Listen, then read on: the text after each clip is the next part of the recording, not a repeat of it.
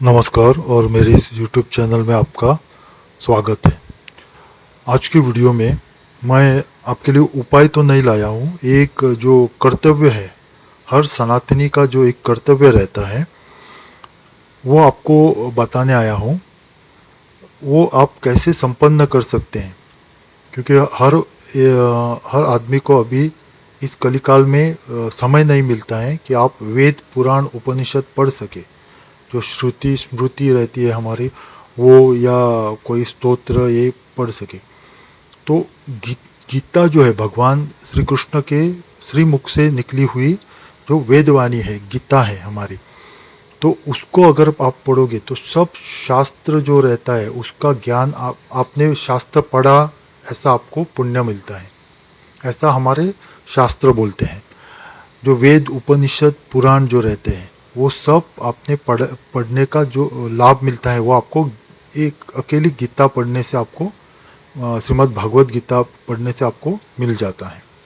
तो अभी फिर से इतना कली काल आ गया है कि आपको वो भी आपको टाइम नहीं मिलता है।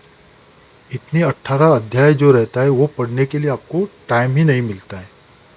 तो आपको अभी मैं आपको एक बात बताऊंगा जिससे कि आपको गीता पढ़ने जितना ही आपको पुण्य फल मिलेगा, क्योंकि गीता तो पूरे वेद शास्त्र उपनिषद का सार है।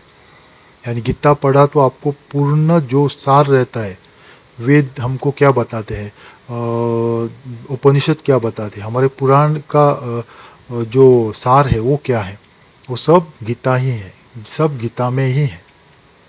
तो इसके लिए गीता हर एक हिंदू सनातनी को पढ़नी चाहिए। इससे क्या होता है, जीवन में सब जब पुण्य आपको बढ़ता जाता है तो आपको ये अड़ी अड़चनी या कुछ भी आपके जो बुरा हो रहा है आपके इसमें, वो धीरे धीरे कम होता जाता है और एक दिन आप पूरे इससे निजात पाओगे, जो कठिनाई है या इससे निजात पाओगे। और इससे आपको पुण्य फल तो मिलेगा ही, मोक्ष प्राप्ति भी आपको मिलेगी इससे।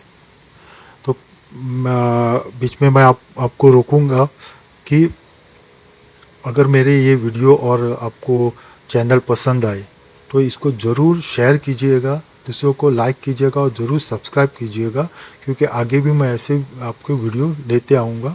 क्योंकि अभी थोड़ा मुझे समय नहीं मिल रहा था, इसलिए 2-3 महीना नहीं लाया था, मैं निजी साधना में व्यस्त था। मैं अभी एक हफ्ते में 1-2 बार मैं आपको उपाय के या ऐसे वीडियो आध्यात्मिक का लाऊंगा मैं।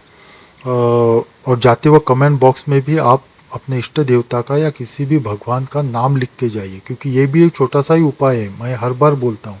क्योंकि जैसे आपने लिखा नाम या मंत्र लिखा, जो भी पढ़ता है उसको, तो अनजाने में भी वो पढ़ता है क्या लिखा है कमेंट, तो उससे उसको तो पुण्य फल मिलता है, आपको लिखने के कारण पुण्य फल मिलता जाता है। जो जो पढ़ता है आपको भी पुण्य फल मिलता जाता है।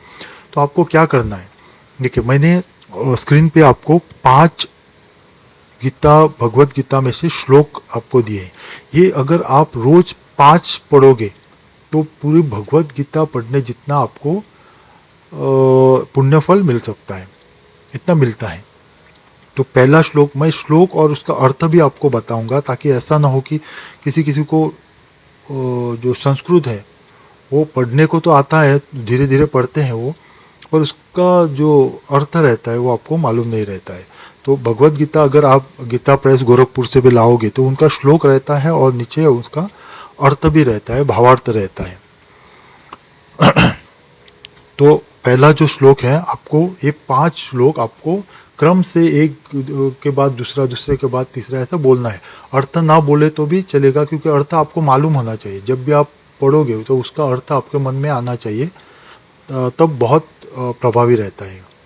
आपको सुबह अगर आप त्रिकाल अगर ये करोगे तो आप देखोगे जिंदगी आपकी कहाँ से कहाँ ये बदल जाती है। यानी जो आपकी जिंदगी नेगेटिव में जा रही है वो आपकी पॉजिटिव में ही जाएगी। कोई भी आपका बुरा नहीं कर सकेगा, कुछ भी नहीं, आपको एक सुरक्षा कवच जैसा लगेगा।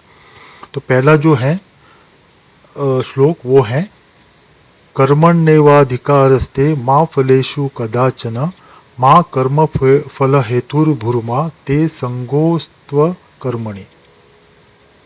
ये है, ये तो सबने सुना होगा, क्योंकि जब महाभारत सीरियल लगता था तब ये पहला श्लोक चलता था उसमें।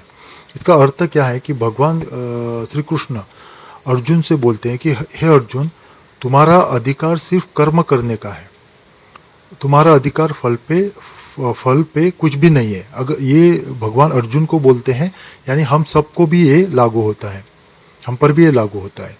तो वो बोलते हैं कि इसलिए तुम फल की चिंता मत करो, फल की चिंता छोड़ के अपना सिर्फ कर्म करो, जो तुम्हारा कर्म है अभी युद्ध करने का है वो करो तुम। फल तो देने वाला मैं ही हूँ, मैं ही फल दूंगा। तो जो व्यक्ति फल की अभिलाषा से काम करते हैं वो न ही उनका वो कर्म उचित हो जाता है और फल की भी प्राप्ति उनको नहीं होती है।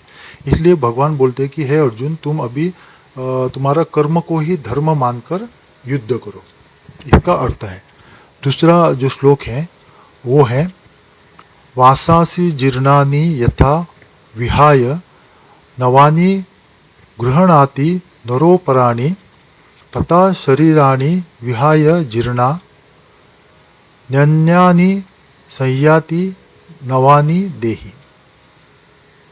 इसका अर्थ क्या है कि श्री कृष्ण भगवान कहते हैं कि जिस प्रकार मनुष्य पुराने वस्त्रों को त्याग कर नए वस्त्र धारण करते हैं, उसी प्रकार हमारे अंदर जो आत्मा है वो भी पुराना शरीर छोड़ के दूसरा शरीर धारण करता है, यानी पुराना वो शरीर त्याग देता है और दूसरा धारण करता है। इसलिए हर ज्ञानी पुरुष को कभी भी मरने का शोक नहीं मनाना चाहिए या मरने का भय भी नहीं होना चाहिए उनको। इसका अर्थ ये है। तीसरा जो है वो ये भी आपने सुना होगा, नैनन छिंदन्ति शस्त्राणि नैनन दहति पावकः न चैनम क्लेदयन्त्यापो न शोषयति मारुतः।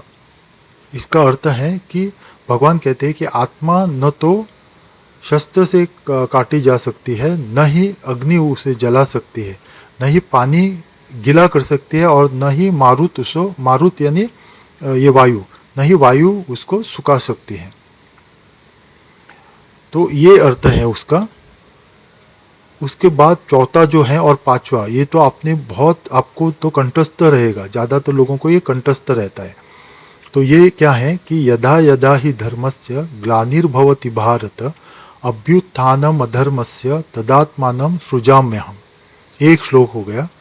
और पांचवा श्लोक है परित्राणाय साधूनां विनाशाय च दुष्कृतां धर्म संस्थापनार्थाय संभवामि युगे युगे। ये दोनों का अर्थ मैं एक ही बार बताता हूँ, आपको जोड़ के बताता हूँ कि भगवान कृष्ण अर्जुन से कहते हैं कि इस पृथ्वी पर जब जब धर्म की हानि होती है या अधर्म बढ़ता जाता है, तब तब इस पृथ्वी पर मैं अवतरित होता हूँ, यानी मैं जन्म लेता हूँ। साधु तथा सज्जनों की रक्षा तथा दुष्ट जो लोग रहते हैं उनके विनाश के लिए और धर्म की स्थापना के लिए मैं हर युग में पुनः पुनः जन्म लेता रहता हूँ। इसका अर्थ है। तो ये 5 जो श्लोक है बहुत ही प्रभावी है, पुण्य प्रदायी है। आपको पुण्य मिलेगा, जैसे कि भगवत गीता पढ़ने का पुण्य मिलता है वैसा ही पुण्य आपको मिलेगा। तो ये रोज त्रिकाल आपको पढ़ना है। अगर त्रिकाल नहीं होता है तो 2 बार पढ़िए, सुबह शाम पढ़िए, सुबह दोपहर और शाम को पढ़ना है। अगर दोपहर को नहीं मिलता है इसको तो एक मिनट भी नहीं लगेगा। अगर आपको 5 श्लोक अगर कंठस्थ हो गए 1 मिनट भी नहीं लगेगा। तो अगर तीनों टाइम करते हो 3 काल तो अच्छा है, नहीं तो 2 टाइम तो कीजिए, सुबह कीजिए और शाम को। अगर वो भी नहीं होता है तो कम से कम सुबह तो ये 5 श्लोक पढ़िएगी, क्योंकि बहुत ही प्रभावी है, आपके जीवन बदल देगा ये।